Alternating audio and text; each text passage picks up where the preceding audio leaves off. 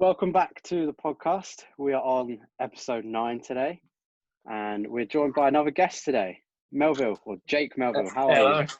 I'm good, mate. What about you? Doing all right. How are you, Imran, George? Both doing good? Gucci, mate. Yeah, Can't complain. Yeah. Weather's lovely. Yeah, Good. doing all right. Good vibes. It's been a long time since I say a long time. It's been About a week. 4 or 5 days now. Yeah, around about. Since we've done our last one. So I guarantee everyone at home is like, give us content. But no, the episode we done last time with Luke has actually done really well, hasn't it? Yeah, no, loving all the support. Thanks for watching the videos, guys. Yeah, we appreciate it. That was probably our favourite episode that we've done so far. Obviously, we've enjoyed the other ones, but that one, we really liked that one. So we do appreciate the support on that one for sure. And we'll definitely have to get Luke on again at some point. Yeah, 100%. Definitely a very inspiring character, that's for sure. I've got a lot to live up to then. Oh yeah, I was about to say that. Speaking of inspiring guests, we've got Jake. So today we're going to be just having a little catch up because we haven't really spoken to you in depth for a long time now, probably 3 or 4 years, I'd say. Today's episode's going to just be a little catch up, talk about things such as like YouTube. Because you've got your own YouTube channel, haven't you?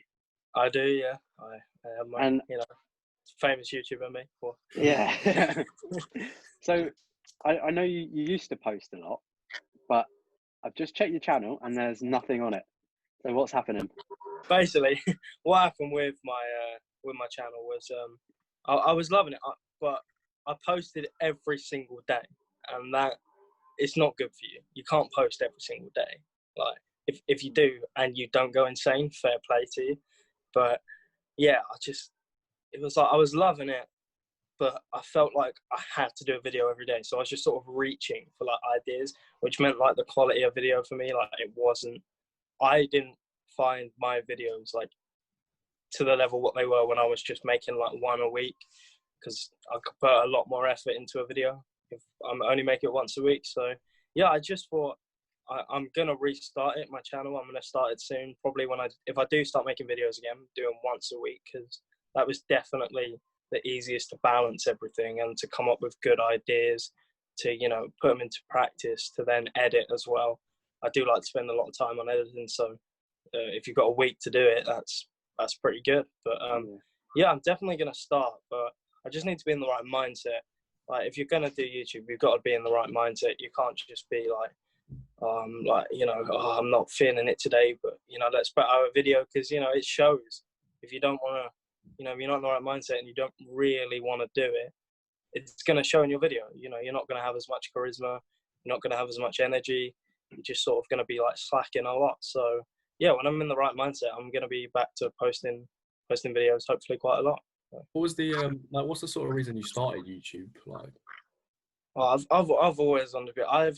I got showed YouTube when I was literally like 7, like when the platform first was the thing. I got introduced to it, and like I used to make like Lego videos, like the stop motion Lego videos. I used to make those all the time, and I loved it. I got like 3,000 subscribers. That was like the most I ever had, but the channel got taken down for like I used like an Elvis song in my, because I didn't understand copyright at that age, so I put like an Elvis song in my Lego video, and it basically got the whole channel taken down, because that was like my 3rd copyright strike. Yeah, that was my first like sort of taste of YouTube, and like in like 2007 to like 2010, and then yeah, it's just been different channels since then. I haven't really found out what I want to do. Like I think with my channel now, like commentary YouTube, I want to be like a commentary YouTuber / like, have you guys seen like TGF? They do like random videos. Yeah. Like I want to be doing stuff like that. So like, yeah, I want to be doing that, or like commentary videos. Those are the two that I'm sort of leaning towards. And yeah, like I want to be a commentary YouTuber, because I don't know, I love picking apart stuff, especially drama. I love getting in drama. I'm not going to sugarcoat it. I love it. I love just, because someone, someone made a video of me, this girl. I don't know if you saw it. I had a beef with a YouTuber called, and that was like my first like YouTube like beef / drama thing. Yeah, and like we had a bit, and I just love like I just took apart her video, and like, you know, when your when your video's doing like really good like to dislike ratio compared to the others, you know you're doing well, and you know you've made a good point. So I made 3 videos on that, and that was so much fun. Like, it was fun, and like it wasn't like I was trying to, you know, or end her career, I suppose. I was trying to get her to see like how to actually improve herself and improve her channel. That's what it was, not just like I'm gonna. I mean, I did call her a slag, but that was a joke. Sorry, it's all wholesome until you just say, "Ah, she's a slag." That's not the word to use, well, yeah. But it was a joke because she said she slept with Jesse Lingard. Like, I just, decided to put that out there, and that was a joke. But most of it was just critiquing her content, the way she does stuff, how to improve it, how to improve herself, like as a person.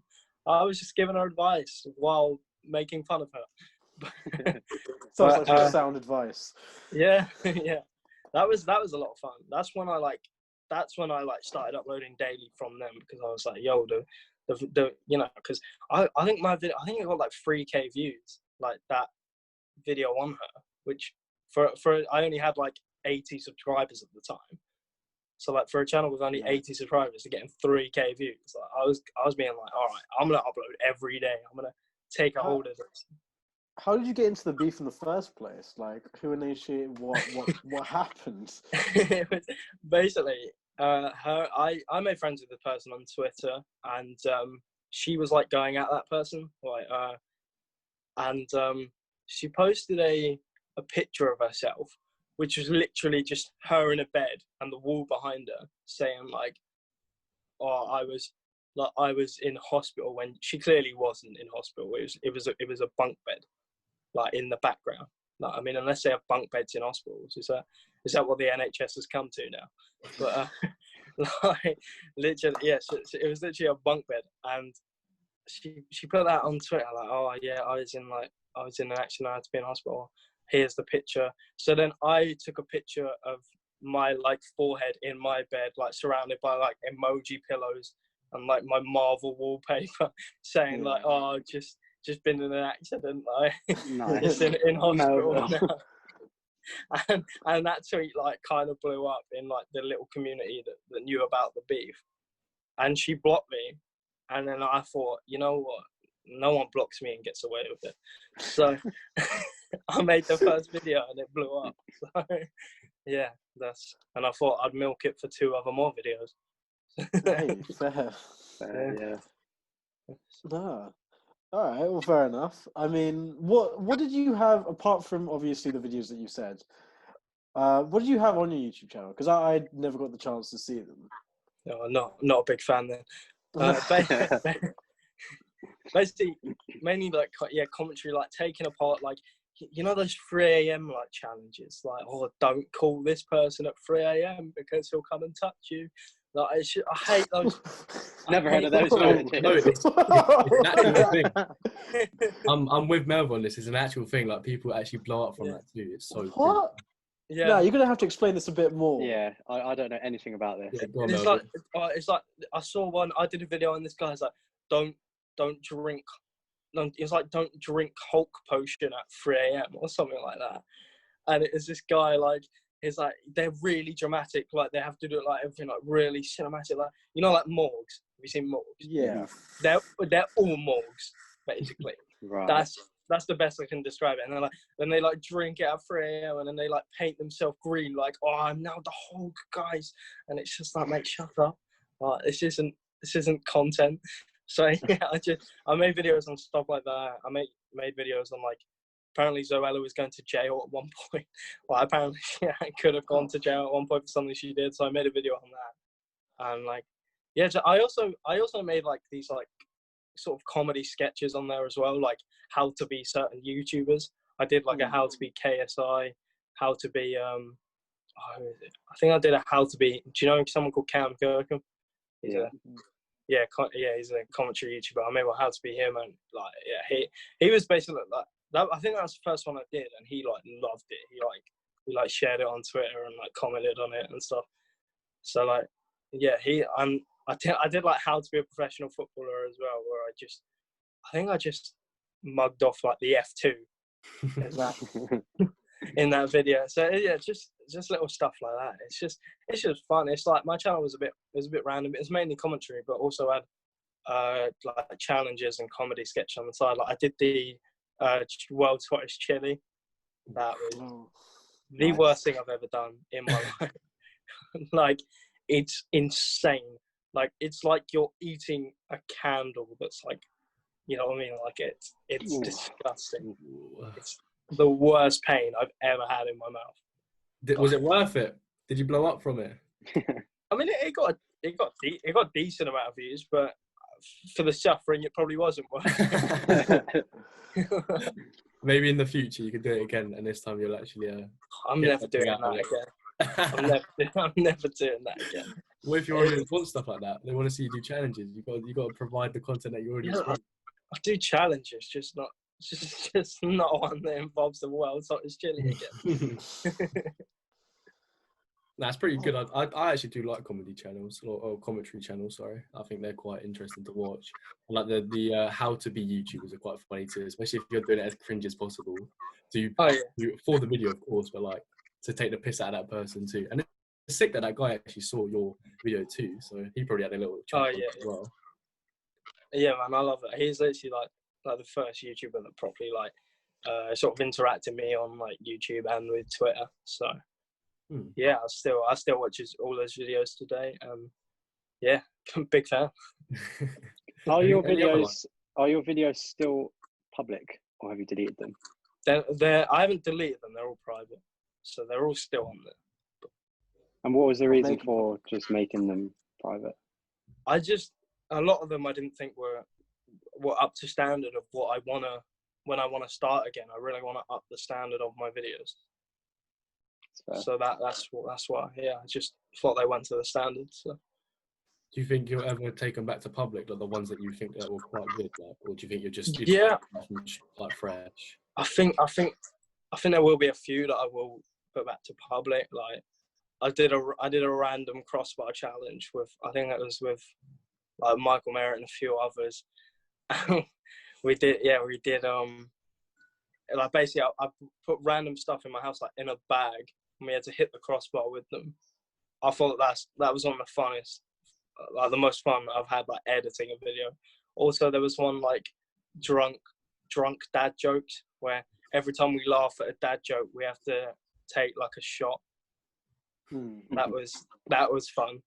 And there was the world's dumbest tweets one, which is just hilarious. You just get to see the human race be fucking idiots. So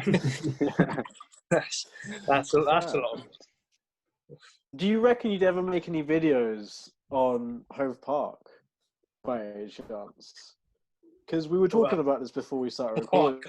Go and film the school. I mean, not film the school, but just like memories that, I mean, we've all shared, especially you, like all the memories that are made at Hove Park. Or do you reckon you'd ever mention? Maybe. I don't know. I think podcasts are the perfect opportunity to mention stuff like that, because I don't think they really fit into videos. You know what I mean? That's true. No. Fair. Yeah, I agree with that. Because it'd be quite difficult to make a video be like, oh, Hove Park experience, but then people are like, what the hell is Hove Park? No one's really gonna care. And like, if I were to do it, it'd have to be like, I don't really like storytime YouTubers, but it'd have to be in a storytime format, and like I'd have to do like a really like clickbait thumbnail, like the worst thing that happened to me in school is, or something like that. You know, contextual. Contextual. I reckon I would. I wouldn't mind watching that.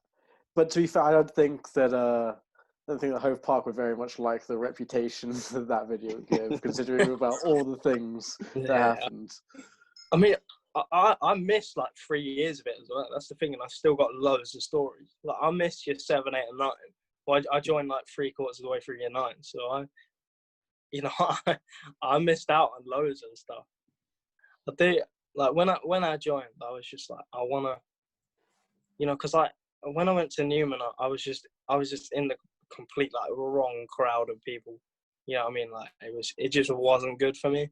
And like, yeah, I'm so glad I joined Hove Park because, you know, I made friends with all of you guys, and that was really my main group in school. So like, it was definitely better than my group at Newman. That's for sure. So when you mean like the type of crowd, was it just like you just what do you mean by that? You get roadmen, Oh, basically. right. Of course. Like, yeah, like I think if I stayed there, I would have definitely like, you know, gone into. I reckon I would have probably, you know, gone into like drugs and stuff like that. Like it just wasn't like, you know, I was getting into fights as well in my last like few months there. I just yeah, wasn't going down the right path. So I'm glad I did decide to move when I did. Yeah, What it sounds like fights a did good you get decision. into? Like, so what I'm actually doing, I didn't actually know that about that. So that's actually pretty sick. Oh, yeah. Play for doing that. Because I'm the same. Yeah. I moved from school, but not because of that. I just didn't really enjoy it. But I know the whole process of moving school. Oh, I was so nervous on Yeah, my first same. day. I was freaking it. I was right because my first actual ever day at Hope Park, I actually saw Dan in the reception of Lower because he hurt his ankle, and then it turned out I was actually in his classes, so I could just follow Dan for the whole time. I was like, yeah, I actually know someone. Yeah, But it's very scary joining a new school. Like. Jordan and Sam showed me around the school when I came with my parents to like look around, and apparently Jordan was in the class, and the only reason Jordan got, because you know you wouldn't pick Jordan to show someone around the school for like the first time to like represent it, and the only reason why is because he was the only one with a blazer that day, like other than Sam. So, Nice. yeah, and then it turned out Jordan was in like all my classes, so I just in like year 9 I became good mates with Jordan just through the same way you did with Dan, just sort of followed him around. So, I knew Dan in reception, well not reception at primary school, but it definitely helped. So thanks for hurting your ankle that day, mate. That was really good. Well, the thing is, I was probably faking it because no one knew back then I just wanted to just go home all the time. So I'd be like, oh, I've got an injury or ill. And our first lesson was PE, wasn't it? So that was very nerve-wracking. So I had to walk into the PE changing rooms with Dan. I was like, wait, I have to get changed? Like, what? Hold on, this is not my first. Can't be my first ever lesson in. No way. Right. I think, and the thing is as well, when I moved schools, I only knew one person, like at Hove Park, and that was Fred. Like Fred was there because he was my next door neighbour for like 5 years. Oh. That's like, yeah, he was the only person I knew in the whole school. Imran, did you know anyone when you joined? I actually knew Michael Merritt, funnily enough. Oh. Yeah. Well, I say I knew him. I messaged him a couple months before actually joining, because whilst I was at my other school, I went to like football training in Hove Park, the actual park.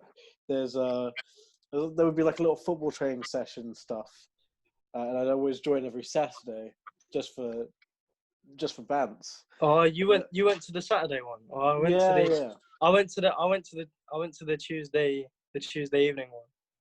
Oh shit. Yeah.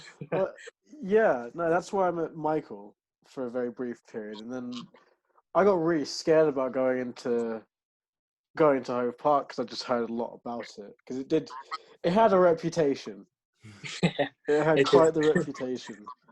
And yeah, like it wasn't, looking back on it, wasn't as bad as I thought. I thought I'd get really bullied, but luckily, one of the first people I met was George. Yeah. I had been given someone to show me around. He just did not care. He just after we got out of the form sort of lesson at the start of the day where they take the registration, we just kind of went off, and I was by myself for the most part. And then I met George for a bit, and then shortly after meeting George, I think we decided to go play football. And at that point, I was like, you know what? I know what I'll do. Just have a little strategy to sort of get myself in with like a crowd, lay low for a bit, but so thought I'd join because I thought I was a pretty good goalkeeper at the time. So I thought, oh, you know what? I'll join this football game, and I'll ask to just be the goalie because the no one wants to be the goalie.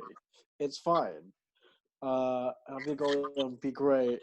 And I go up to this, dude who's got shitty hair and really shit glasses, small fucking chubby little cunt, and that's Dan.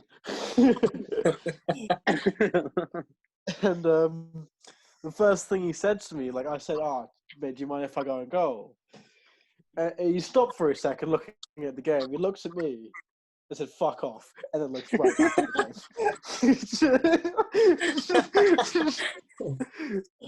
It was friendly at Hove Park. That's just a friendly way. Oh, yeah, just so friendly.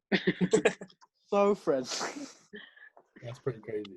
And the fact that you two are good friends now, that's actually... Oh, yeah. Yeah. No, first interaction. First thing you got told to fuck off. Fuck off. Yeah. First impressions really count. I do remember you guys having you both had a goalkeeper rivalry throughout the whole of Hove Park. Who was the better keeper? I'm not going to put my opinion out there on that because I know. You know what really pissed me off? Alright, I'm not bitter about this at all. Oh, but here we go. I'm not gonna lie, I wasn't the best goalkeeper, but I was getting better as the years went by.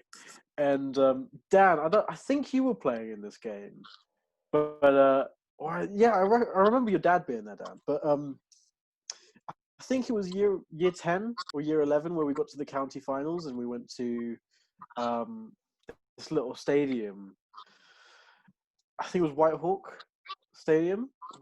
I think I remember. I say stadium. It's probably could hold about 150 people in the stands.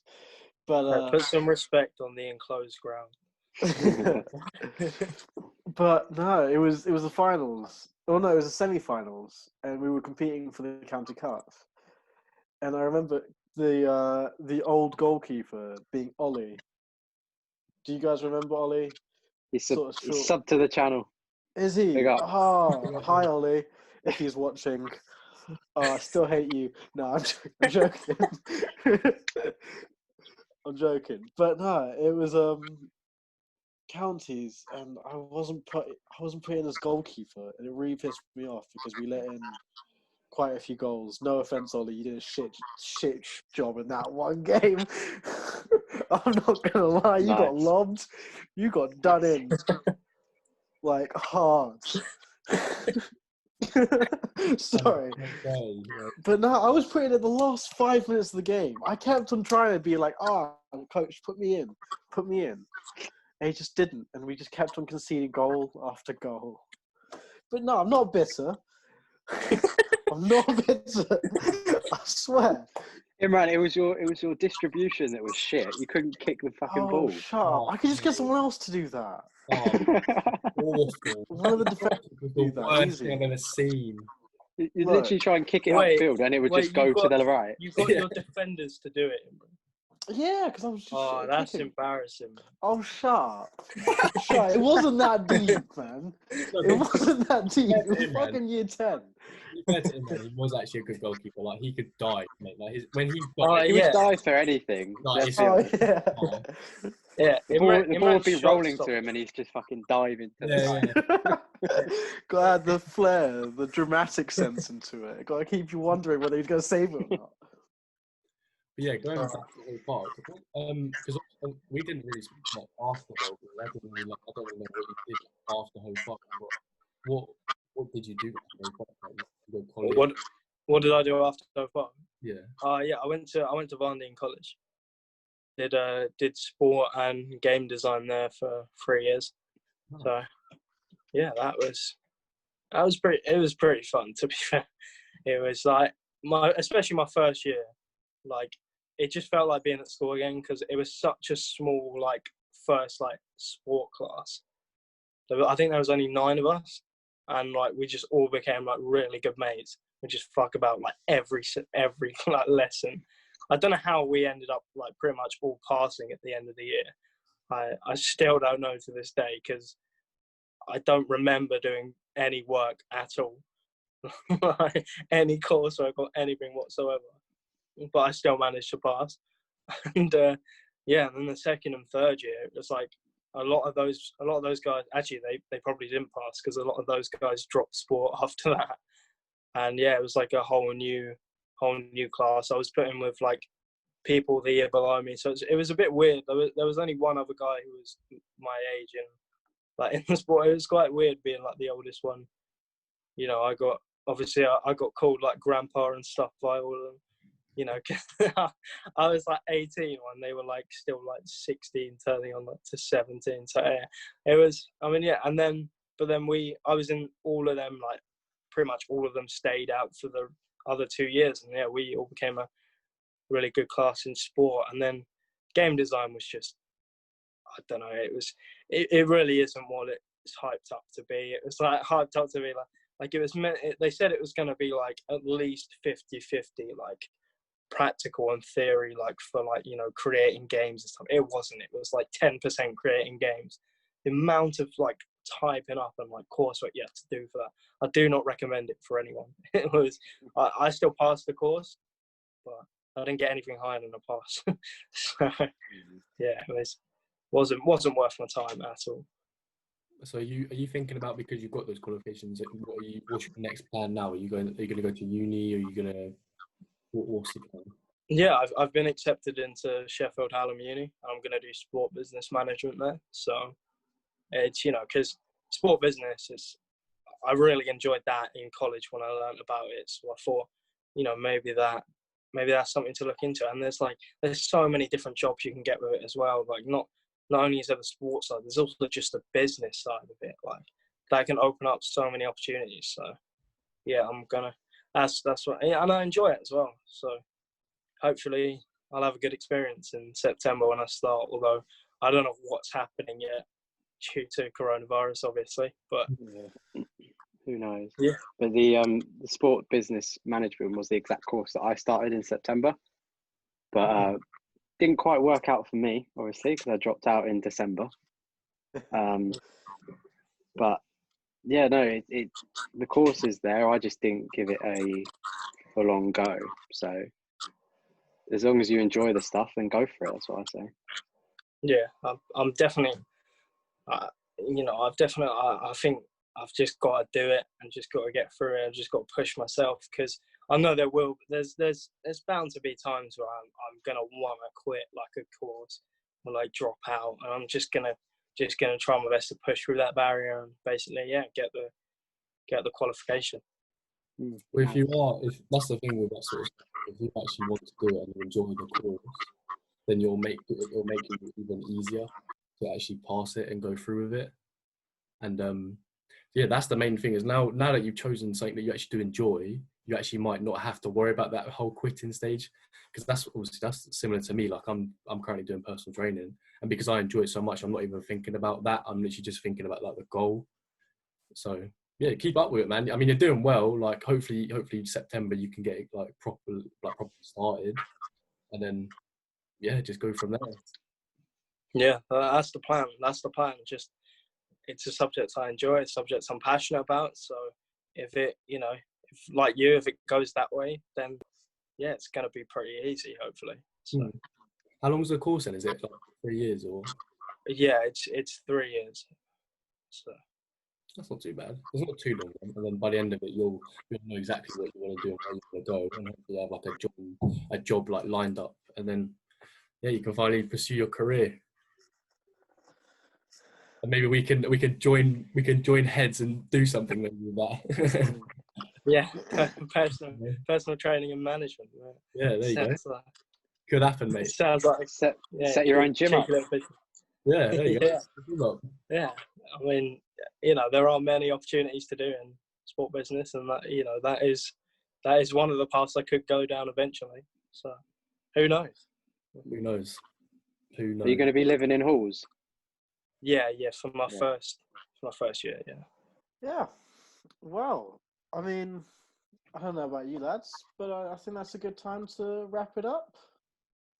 Yeah, It's been quite good. fun. Yeah. Been good. We've grown been to good. know a bit more about emails and got to reminisce on quite a few other things. Hopefully, Ollie doesn't take me telling him that he's a trash goalkeeper too harsh. That's our first hate comment right there. Just that. An unsub. An unsub. But yeah, I guess that's the end of the video.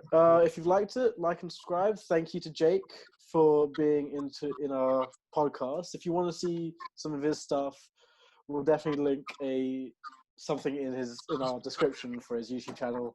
Go check out our socials and check out our last videos, like the one we did before. It's a great one. I'm sure you'll all enjoy it if you enjoyed this one. And we'll catch you later.